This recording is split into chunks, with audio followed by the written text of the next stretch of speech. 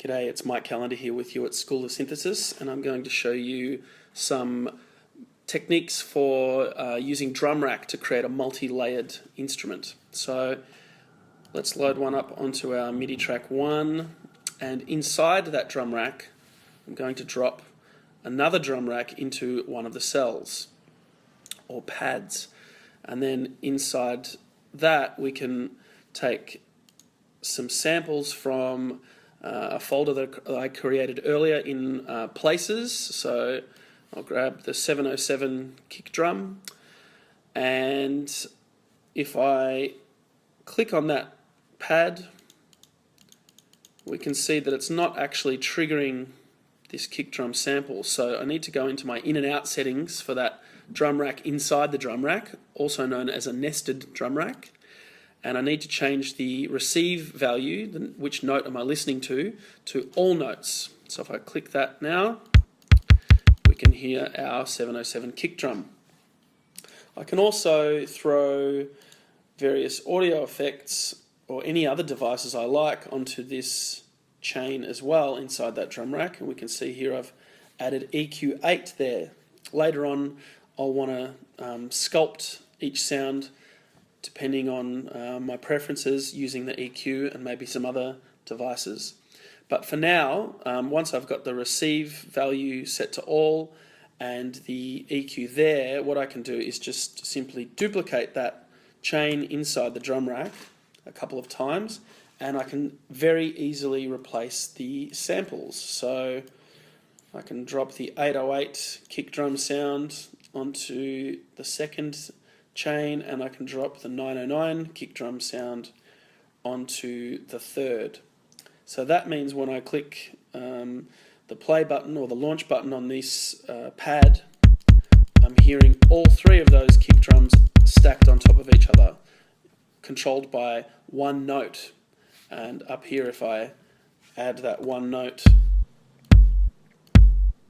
we can hear that that's playing each of those three samples, and we can also see that we've got a little bit of distortion on our track there. So what we can do then is select all of those chains and hit Command G to group them into yet another drum rack. So we can see I've got a drum rack inside a drum rack inside a drum rack, and I can process that those three samples all at once.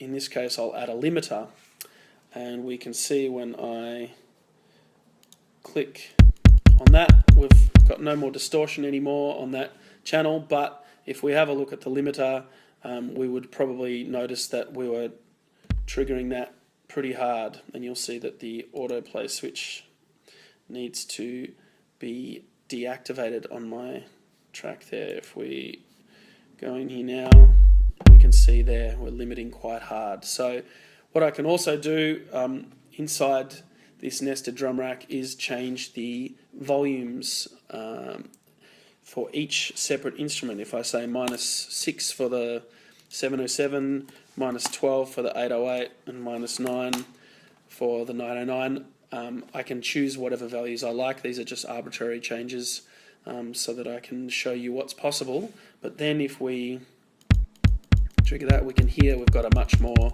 controlled sound, but it's something very powerful.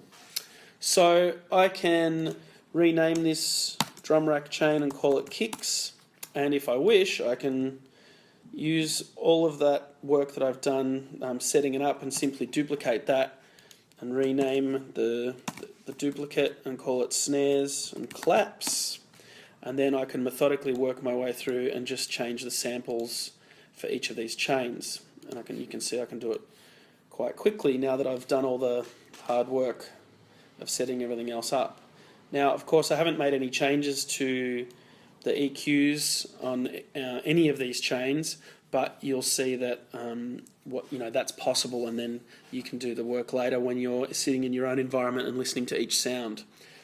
So now, if I click this cell or pad on the drum rack, I'm actually triggering not only the kicks but also the snares and claps. So I want to detach that or extract that chain and drop it onto a different pad, and you can see how easily that's done. I click on the first pad it shows me the kicks. I click on the second and it shows me the 3 chains there. These ones need to be grouped now, and then turn off this auto select switch, and if I change that to snares and claps, we can see here inside our MIDI clip I can control each of those sounds separately. So if I just move some things around, you can see it's very, very simple to create a multi-layered instrument that's super powerful and also super flexible. Once you get the hang of navigating your way around the pads and the chains and all the way down to the end, you'll see that it's a pretty incredible instrument inside Ableton Live. So I hope you have some fun with it.